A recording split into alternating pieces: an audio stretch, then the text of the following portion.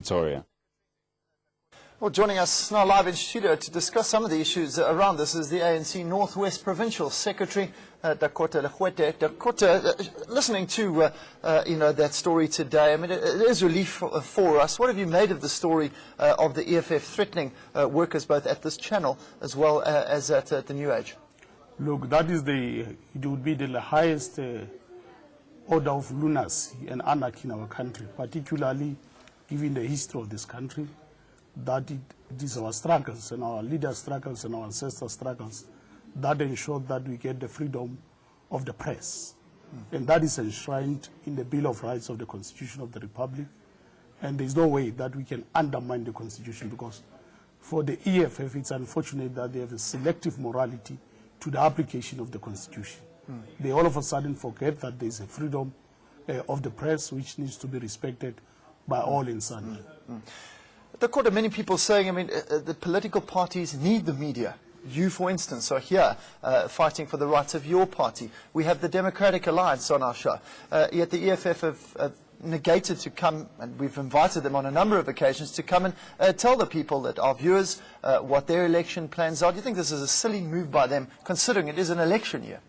That's pure arrogance. I mean, you need the media not only to cover what is good, it's also necessary to get the media to cover also what is bad, but equally we need the media to educate our people. For instance, as ANC in the Northwest, we are just from the Lekgotla of the ANC, where we dealt with a number of issues. Amongst issues that we have dealt with is that as African National Congress, we are resolute in defending our president and the National Executive Committee as the collective of the ANC, because what the president does, he does it through the mercy and the pledge of the ANC, in terms of conference resolutions, in terms of NEC decisions. But again, the president of the ANC is the chief custodian who must defend the ANC constitution as well as the policies of the ANC. So an attack on President Jacob Zuma, it's an attack on the body politics of the African National Congress, and it cannot be left out, because some of these insinuations which are made are aimed at regime change, are aimed at plunging our country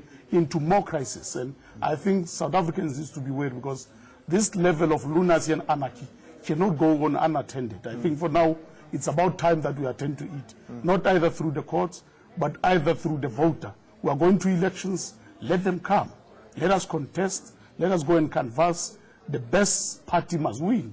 And we are very clear as the African National Congress that we're going to get the resounding victory and a mandate from the voter, and that's what we're focusing on. Disruptions of parliament is not what we're looking at. That's just pure anarchy, and it cannot be encouraged in any democracy, because the State of the Nation address is what people need as a policy statement, which will guide us into the next financial year in terms of what citizens need to benefit from. So any disruptions of the SONA, it's actually a sabotage of service delivery, because no country without a proper policy statement can ensure that delivery is done to the people, because after the policy statement is the budget. Now you use the budget as a public fiscus to transform society. And if there is no policy statement, there can't be any budget. And if there is no budget, there can't be delivery. Did you follow our proceedings today in the Constitutional Court at all in terms of the President and his repaying back money for his upgrades at Nkandla?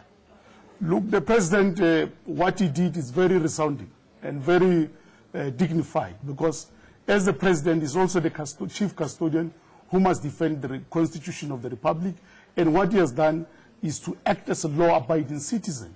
And I think that is very dignified from any leader to accept and do what he did, that he did in the best interest of ensuring that the Constitution, which is the supreme document that guides all of us as citizens, is upheld. And for that, I think we must congratulate our President for showing leadership, for showing courage. And as members of the ANC, we are unapologetic. We are going to defend him, as well as our movement against the onslaught from the anarchy, which is led by the anti-majoritarian. But you do understand, obviously, that this could have happened 2 years ago had he just decided to pay back the money. Why the legal battles? Why the the parallel investigations? It's obviously a lot of question marks over him. But look, the question mark will be there.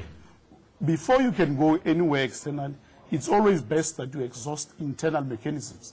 And that's what the President exactly did. And there's nothing wrong. I mean, Before you can go outside, you must ask within your colleagues, particularly from public safety, particularly from finances, in terms of existing legislation. So you must exhaust internal mechanism, and upon seeing that you still have an opportunity to go and also exhaust external mechanism. So that's what happened, and there's nothing that I think was dubious, or there's nothing that was hidden beyond what the president done. But at the end of the day, he has shown leadership, and I think that we must congratulate him for. Looking at the State of the Nation address coming up, are you positive that it can go ahead without any controversies from the EFF? Obviously, they're asking questions about why Nhlanhla Nene was axed. Look, I think the State of the Nation address, it's in the interest of all parties that we must get that particular policy statement, because it's going to guide the budget, it's going to guide the operations which will lead eventually to service delivery. Any disruptions of the SONA is just a sabotage to our citizens, it's just a sabotage to our economy. The issue of former Minister Nhlanhla Nene, I think it's about time that he must be bold and speak out, because people can't use his name to want to perpetuate anarchy. Because as a deployee, I'm confident on his discipline as a cadre of the ANC, as a deployee of the ANC, as a member and a leader in his own right, that he will not accept that his name is used or dragged in the mud for other ulterior motives. I think it's about time that he speaks out, so that we become all very clear in terms of where he stands, because it can't be that his name is used and he's keeping quiet as a deployee of the ANC, because you cannot take the president and the ANC under the name of Nhlanhla Nene. Sure. We appreciate you coming to join us. Are you heading back to the Northwest soon? Yes, I'm heading back to the Northwest. We have a challenge of drought. We need to be there with our people on a daily basis. We need to be there with our animals to ensure that everything gets underway. So that's what we're looking at. But the Lekgotla has brought also a relief package for our drought. And we hope that immediately after the State of the Province address and the Provincial MEC for Finances address, all our people will be happy again, because there's something that we have put aside as a package for them, even including on the issues of water. We are putting aside over 1.6 billion rand that we have saved from placing the moratorium on new appointments. But again, our accrual that we had, which we had for the past 10 years, we have managed to pay it back or offset it out of the savings that we have made in the past financial year. So far, things looks very bright for our people in the Northwest.